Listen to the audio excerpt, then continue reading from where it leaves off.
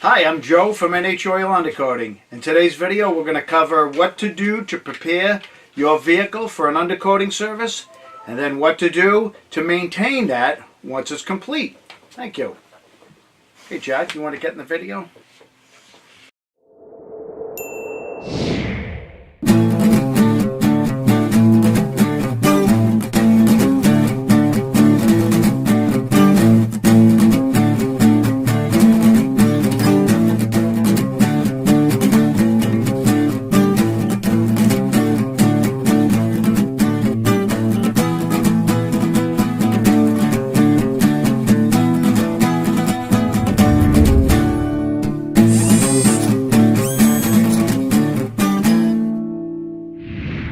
Alright, so I'm going to address the person coming in for the first time. If you've had your vehicle undercoated previously, then you know the routine. If you bring in your vehicle in, you've decided to become proactive, that's great. A couple of things to consider. You want to bring that in as clean as possible. If you bring it in, let's say the day before, take it to a car wash and have a high pressure undercarriage wash. If you can go through the self-serve and do it yourself, that's great too. If you have any loose, flaky rust, or if there's any mud and dirt built up there, that really needs to be removed. And you may need to make a pre-arrangement with the company that's going to apply the product prior to, so that they can allot for the time involved it takes there.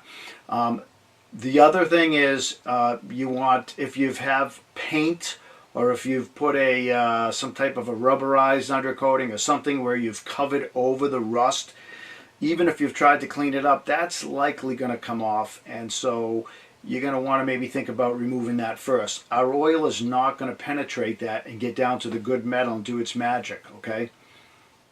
Again, that's something that either you can do prior to the service, or you can make arrangements with the garage and let them know. They usually charge you by the hour, a half hour or so, to have all that stuff removed. The cleaner the surface, the better the application.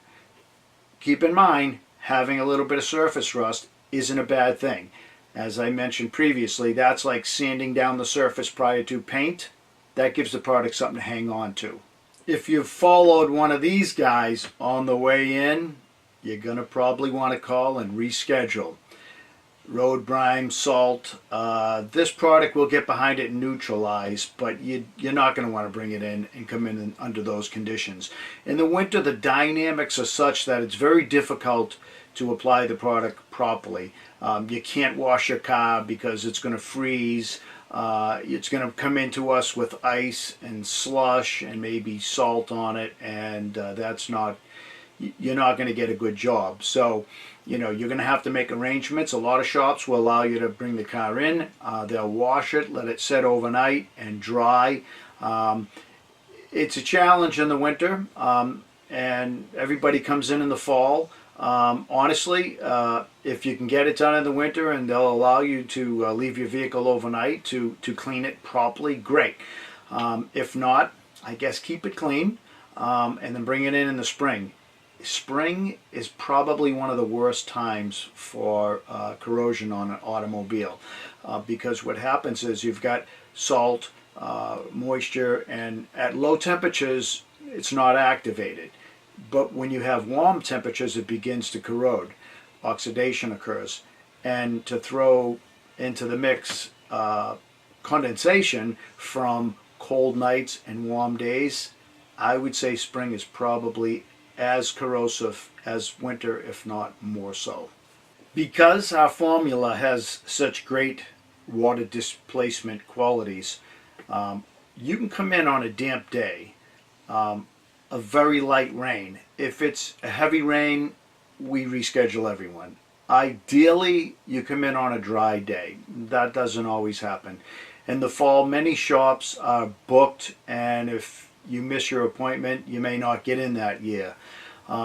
So weather, we're kind of a slave to weather. There's nothing we can do about that. But rest assured, a damp day, you can still undercoat your vehicle and you're going to get a good job, because our oil is going to get in there and displace that moisture. On a really bad rainy day, hopefully you can reschedule. I tell everyone, come in midsummer, late summer, and beat the crowds. In our shop, we probably do about 3,500 vehicles a year, and we turn people away constantly because we just can't handle the influx in that 4 month period. If you can come in early September, late August, you're actually going to give that product a good solid month of warm weather, and that warm weather is going to help that product move and creep and migrate into all the nooks and crannies. So you'll beat the crowds. Sometimes there's incentives offered by the dealers for coming in early, and you'll get a good job because you'll give that product a month of creeping and migrating. I should have a disclaimer here. If you're coming in for our wax oil service and you've got a brand new vehicle, perhaps we can sneak that vehicle in without driving on the roads on a bad day. So I'll cover the wax and oil treatment in another video, but there are some days during the winter when you can get in there and avoid road grime and moisture. And so it is possible to do. It's just more the challenge. I should also mention that we do have several mobile undercoating dealers, so they come to you. Weather still plays a role, but that can change the dynamic slight, maybe enough just for you to get your vehicle in that season. You can find them on our website. We're going to do a video on the whole undercoating service being performed by a mobile applicator, and it's pretty cool. Stay tuned for that video. Alright, well, I think that about does it. I think we've covered pretty much everything.